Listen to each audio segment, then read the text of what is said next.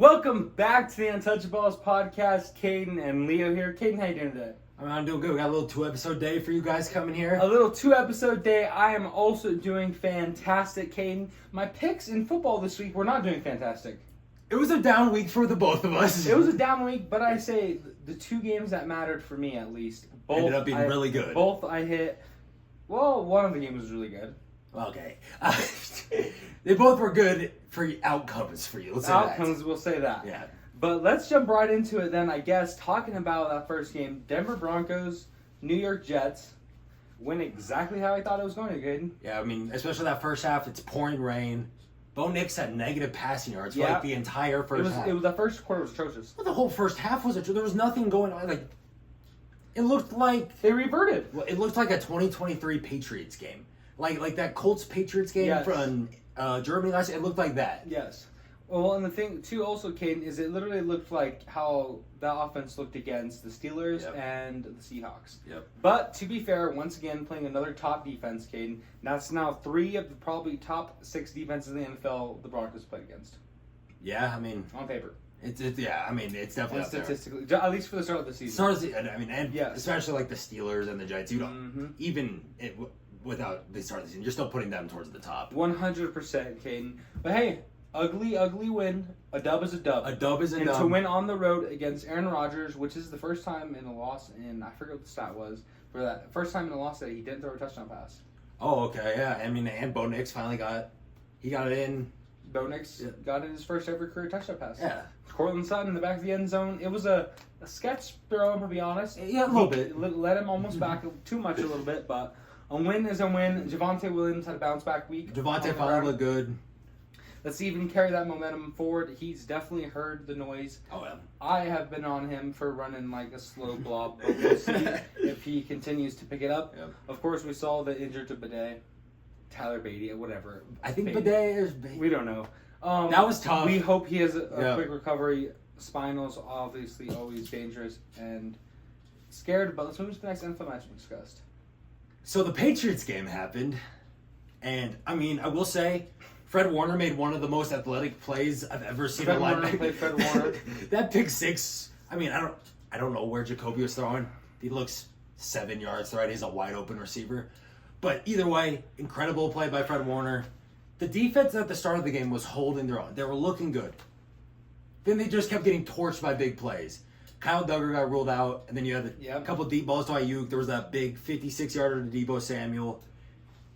For a while after that, there was a drive where the Niners had 3 touchdowns. You know what I'm saying? Yeah. And all the callbacks. After that Jabril Peppers pick, though, I'm thinking, like, we got a chance. Like, not for the win, but for the cover. For cover. It was 10.5. I mean, if I could have got that touchdown there, they lose by 10. It's great, but they get stopped on 4th down. Jacoby tries to go deep to Jalen Polk in double coverage. I mean, Polk somehow caught the ball, just wasn't in bounds. Like, it was a great play by him. I don't know what Jacoby did. It's 4th and 4. Why are we throwing it 50 yards out in the field when he doesn't even have him beat that much? Like, it was an interesting throw. I mean, we know the Patriots aren't going to do anything this year, but I feel like they could have at least been more competitive. Yes, Caden, I agree. I think we knew they were going to lose this game. Yep. I wish they would have at least covered, Caden. A little upset with their performance. Oh, yeah. Ugly loss. I think you got to sweep that one under the rug. I got to say one thing. Ramondre needs to learn how to hold on to the football. Through 4 weeks this week, he has 4 fumbles. I mean, he's only 2 losses. High and tight. So he has 4 fumbles through 4 games. Like, you're supposed to be our lead back. You just got paid this offseason. Yes. You're supposed to be one of the better backs in the league. Ball security. Hold on to the football. 100%. Hold on to the football. I agree. High and tight always. Now that was my biggest gripe. Like, I knew the Niners were going to win, but Ramondre can't keep fumbling every game. And let's talk about the big one that we differed on, Caden. Buffalo's Ravens. You were completely right in this matchup. Hey, Derrick Henry masterclass. Start out the gate, 87-yard touchdown run, then catches a little 5-yard touchdown. He finished with over 200 total yards and 198 or 96 rushing yards. It was a Derrick Henry masterclass. A vintage Derrick Henry game. This is why he's one of the best running backs of this generation. Easily. Caden. One of the most dominant players. You know, when Derrick Henry gets going, there are a few players in the NFL that can take over a game like he can. And then, though, on the Bills side, Josh Allen wasn't able to move the ball down the field. They weren't able to run the ball. Josh Allen had 180 passing yards. Like, They weren't able to get Credit anything. the Ravens defense. Oh, yeah, the Ravens defense played really good. Like, they weren't able to do anything offensively that entire game. Yes, Caden, this is exactly kind of what I did not expect. I thought Josh Allen would be able to push the ball down the field a little bit. I thought they would be able to keep the game close and ultimately cover. Not even close. Not even in the realm. It was an ugly loss for the Bills. And this is kind of what we've seen from the Bills last few years, Caden. They'll do really good, look really awesome for like 3 weeks, and then they'll have ugly losses where you just scratch your head. Yeah, they'll be looking great going uphill. Then they have that one game that shoots them right back down. Yep. Start looking good again. Really bad loss. Just a roller coaster of emotions for the Bills. I'm not sure what I think about them moving forward. We're just going to have to wait and see, Caden. I still think I'd probably still put them as the favorites in the AFC East. Because the Jets haven't been looking great. Obviously, the Dolphins, the Patriots, we know. Yes. So, yeah, I mean, I'd still put but I don't... I agree. They're going to be in the playoffs this year by being division winner, but I don't think they're going to make noise. Oh, no. We're going to see later on. We'll Maybe see. that changes. It's still early. It's only been the first month of the season. Now, the Monday Night Football debacle we saw. Hey, we were right about the Titans. We were right about the Titans. I was hating on Skylar Thompson. He didn't play. It was Tyler Huntley. Huntley. Either way, another really bad quarterback. Titans did what they needed to do. They won easily. Covered our 1 point easily. Even live. Going into today, the Dolphins were favored. Tyler Huntley got announced as our quarterback. Some of the line flipped to the Dolphins being favored. Didn't get that. Is bad. The Dolphins suck on Monday Night Football.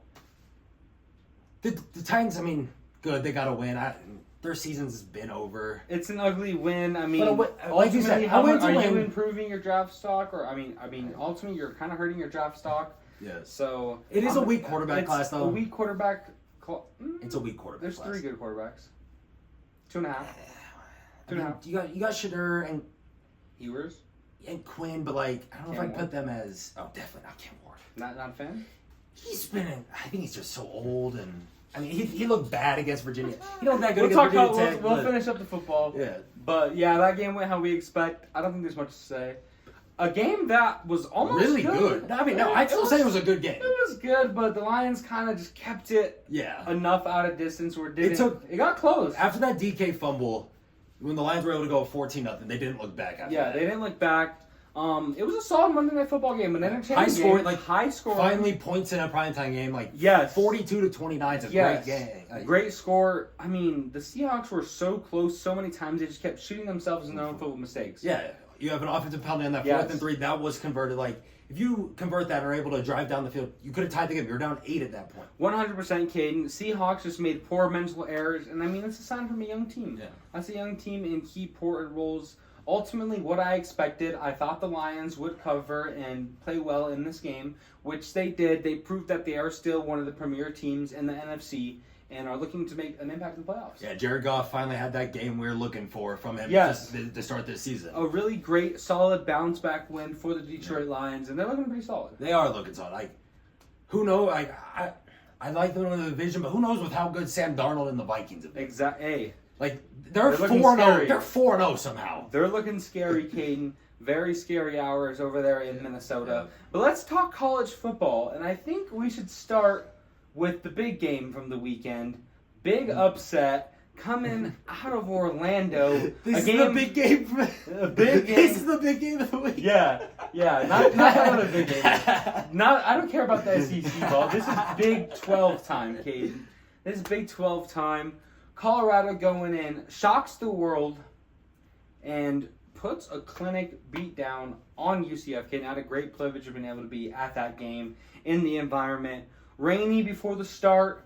It was a jam-packed, full crowd for UCF, and they were active and alive early. It had called the bounce house for a reason, Caden. That thing shakes. It was a fantastic environment. Didn't matter for CU, though. They didn't care. They didn't care. I mean, Shedeur had the early pick, and I was nervous. I thought, okay, we could see a domino effect. Yep. They regrouped. Preston Hodge came back with his interception of his own. Yeah, the defense played really well. Defense has continued to be the statement of this team. Once again in the second half, only allowing 1 touchdown. Yeah. CU, I mean, you saw it in the sportsbooks. None of them thought it. They were 14.5-point dogs going into that game. And they come out win outright. Not even just win outright. Dominate UCF. You know, Chidozie Nwankwo, Shane Cokes, Taj McCoy, Arden Walker, those were the big players that really stepped up on that defensive line, Caden. Had a really solid impact. They were holding double teams, and the linebackers filled the holes extremely well.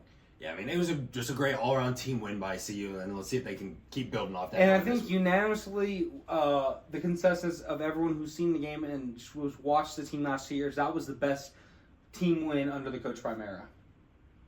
I think that's definitely up there. Most complete. Most complete for sure. Yes. Because, yeah, I mean, when I think back, I kind of think of like that TCU game last year. But it was close with the defense. The defense didn't play that game. Defense didn't play good. That was a shootout.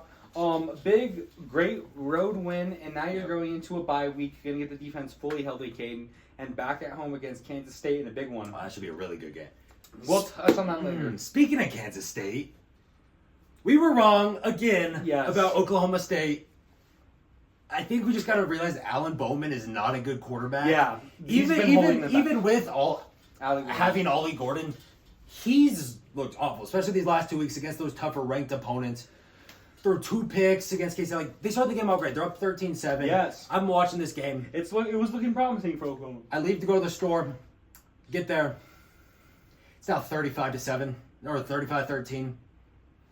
Like, you're up 13-7. You have 28 unanswered. Once again, Caden, just a collapse from Oklahoma State. A big disappointment because I'm a person who's been high on them, Caden. But, hey, so am I. But I don't think so anymore. And K-State, they're legit. They look good. K-State looks good. Going to be a fantastic matchup next weekend. Colorado's going to buy the 6-point weekend when they do go into Folsom to take on the Buffaloes. Yeah. Next game, though, we have to talk about that Texas-Mississippi State game. No, they didn't get the cover of the 38. I don't really care. I thought Arch Manning looked amazing. Like, they found out Quinn wasn't playing. Arch came out, no turnovers this time. Nope. And was throwing sometimes. There was one in the fourth quarter. They're about the 25 line. Just lofts up over the 2 defenders. That perfect throw into the. That was beautiful. Airmail. Hey, dude, that was a beautiful throw. Arch, I'm pleased by his performance. I'm pleased by everything. Texas looked good. Like, they still look really good. With how young Arch Manning still is, he is going to get a whole other offseason to develop. This playing time is nothing but valuable for him, and I cannot underestimate how highly I think of Texas. Will they do Texas things in the playoffs? Probably. But for right now, they're the number 1 team in college football. Number 2.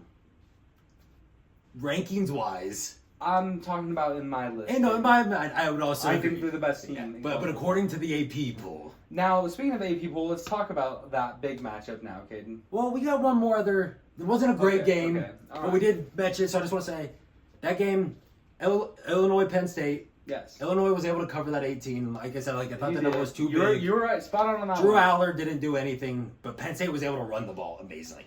Over 250 rushing yards. This is the thing that kind of surprised me, though. Illinois, their opening drive, was able to drive down the field and score a touchdown with ease. Yes.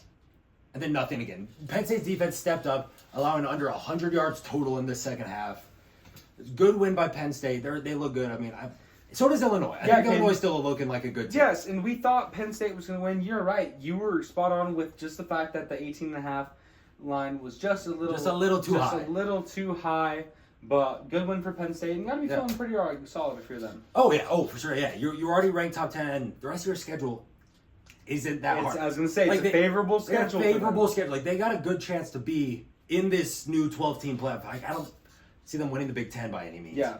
But if they can stay in that top 12 ranking, yes. I definitely could see them being into the playoff as one of the later seeds, especially with their easy schedule. For sure, Caden. And let's talk about one of the playoff big hitters, and who many people thought was the game of the week, and turned out to be a spectacular finish. Started off awful. Talk about the Alabama-Georgia game, Caden. Yeah, game starts. Georgia forgets their Georgia on defense, allows Bama to go up a quick 28-0. Carson Beck was looking awful. So, yeah, I'm at dinner at that time, so we're watching. We see the whole first half. 30-3 at halftime. Like, oh, this game's probably over. We go home, we turn it back on. 33-15, we're like, still a good bit of time. Maybe. Georgia touchdown, gets a stop. Georgia touchdown, gets a stop. Georgia touchdown, take the lead. And then, right after that, 17-year-old true freshman, great back shoulder catch. Wow. He's able to break the tackles, score the big touchdown. Bama takes it right back. After Georgia had only had the lead for, I think, 13 seconds. But there's still 2 minutes left. We're 3 years older than him, by the way, now. Okay, I don't like to think about that. Let's not think about that. Keep it moving. But 2 minutes left. I'm like, okay, Georgia. We were both on Georgia, so I'm like, okay, this is a Gonna big cover, drive for covered. Carson Beck here. He's like, we got 2 minutes. They've been driving the ball really well the second half, and that's what they started doing, driving down the field. So close, kid. And then Carson Beck makes a throw. I don't really know what he was doing. I mean, it was a good play by the He was DB. throwing away the game right there. It was a good play by the DB. I'll give him Yes. that. But there was still over a minute left. You're on the 20. Like, you don't need to take Didn't need to that throw shot that risk. while he's like, it's not like he had burned his guy or anything. He was blanketed. Yeah. Like, that's just it's a bad throw to make if you're Carson Beck. They had a chance. I mean, their defense played it all in the first half. This outcome might be a little different. You're right, kid. But either way, Bama's now, according to the AP poll, the number 1 team. But either way, amazing game. Amazing second half. Yeah. Amazing second half of one of the highly touted matchups of the week. But now Bama is 9-1 in their last 10 games against Georgia. Which is ridiculous. But give credit to Bama, Caden, because they could have broke when Georgia came back. But to have the courage and the wherewithal to stay calm and come back and win and then get the takeaway, a good performance by Bama. I think Jalen Milroe was really good. Like, he was able to run the ball. Yes, we know how good. He had over 100 rush yards, almost 300 passes. Like, Jalen Milroe against that Georgia D looked amazing. Yes, he did, Caden. It was a great weekend of football. We'll have our recap out for you Friday, or our preview out for you Friday, so be on the lookout for that. And other than that, thank you all for listening, and we'll see you all next time.